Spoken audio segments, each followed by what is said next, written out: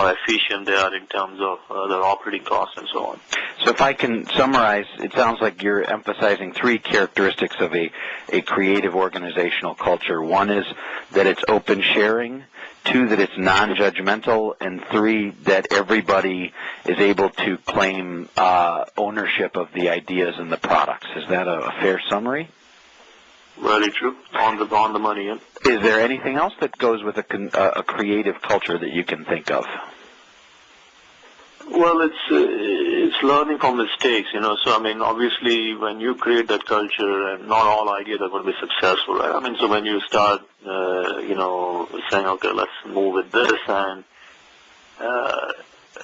it's a instinct to, unfortunately, many times for many managers, is immediately point out when something doesn't go well. But in this culture, actually, you got to reward ideas that fail. I'll tell you why. Because when it fails, you learn from that mistake. Mm-hmm. And as much as that failures, if you may happen fast enough, which is what you're looking for, so that you haven't invested a lot of time and resources. It's always, we call it, fail fast, right? So the key is failures have to be rewarded in as much as successes, because, again, you cannot hit a home run every time. Hopefully you'll hit a home run one every 10 at bats, right? So how you reward failures as well, and actually have a sort of a memory in place, in the sense of institutional memory that has all the things, that you've done, and your teams have done, so that, and somebody else is looking at it again, because, teams change, people change, and companies change as well, and they evolve. There is an institutional memory which says, hey, been there, done that, so let's not repeat it unless there is something really changing in the landscape, then we must readdress what we were thinking of earlier. So again, that ability to learn from your mistakes or to learn from your failures and evolve from that as quickly as you can is also essential for success in the long term.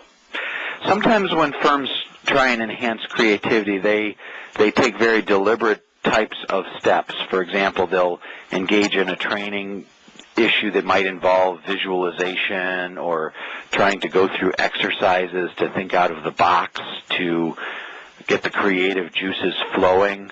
Have you experienced any of that in your organization, and do you have any thoughts on those types of exercises? Are they valuable? Have you not seen them? Are they just anything along those lines? Yeah, I mean, I was hosting the whole boot camp on that, the innovation boot camp, where I was teaching, potential clients about how to train yourself to do exactly all of the above things you just told me. But so I think there are... So you went through visualization techniques, or what did you exactly do in the boot camp? Well, I took them through a whole process of thinking from a different set of eyes, if you may, or lens, that's how I defined it, so finding new ways, and how do you really think through creatively, so we went through a lot of exercises in the sense of, different analysis from Shanks and, Bales, and I mean, the whole 6 sessions I do, including case studies of how some innovators do it, and so, I'll be happy to share with you some of that. But as far as training is concerned, I mean, I have experiences with a lot of Silicon Valley companies, and they are, out there isn't a lot of training per se, as to how to make you think creatively, because believe it or not, the organization has a lot of creativity flowing to begin with, in the sense of, as I said, the product teams, because they're made around creating great products and great services from the get-go. Silicon Valley is kind of unique that way, I suppose. Yeah, but when I was doing my boot camp, I did talk to a few mainstream companies, a couple of companies in financial services, and a couple of companies were in IT services or consulting, and I think there that is not the case, and they found a lot of value from the training, I gave them, in the sense of, how do you really, what I call is, creating that innovation factory at your business, and what are the different processes and steps you need to take so that, your team, your organization becomes more creative, and, you create those, products or services which matter and make a difference. So, but yeah, there are different techniques I would go through, and so I definitely felt that there was definitely, a use for companies, who are more mainstream, as they get bigger, and maybe the teams aren't as, made up of kind of the classical creative product managers, which we probably find a lot more here in California. Sure. So if I yeah, so if I can just again try and capture the thought here. So it sounds like these training or creativity exercises are, you think it might actually benefit from your experience. It stands kind of to benefit more organizations that may not have such high creative firepower to begin with. So there may be a relative benefit to going through these exercises as well, depending upon the nature of your organization. Is that very much so? And yeah, and I think from what I'm seeing from all the different businesses which have downloaded both my ebook as well as I provide the resource kit. I call it the resource kit, which has all this presentations about all this creating this innovation factory, and a lot of them have been implementing some of the key tenets from that. And I'm also seeing a pent-up demand from a lot of overseas companies, global players, which are, in the emerging economies, and a lot of them are seeing value from,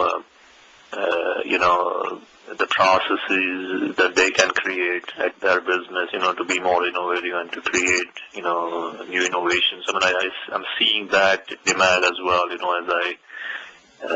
so there was a time where, I had a thought process, in 2007 was, maybe I should start a whole practice outside, overseas in a few of the emerging countries, because obviously there is a pent-up demand over there to be more creative and create, this kind of new companies around, new ideas and new markets out there.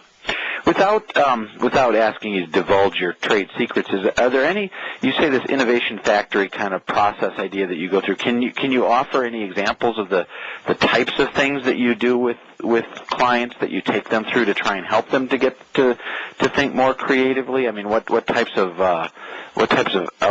exercises? You mentioned cases and exercises. What types of things might you do to try and make people think more creatively?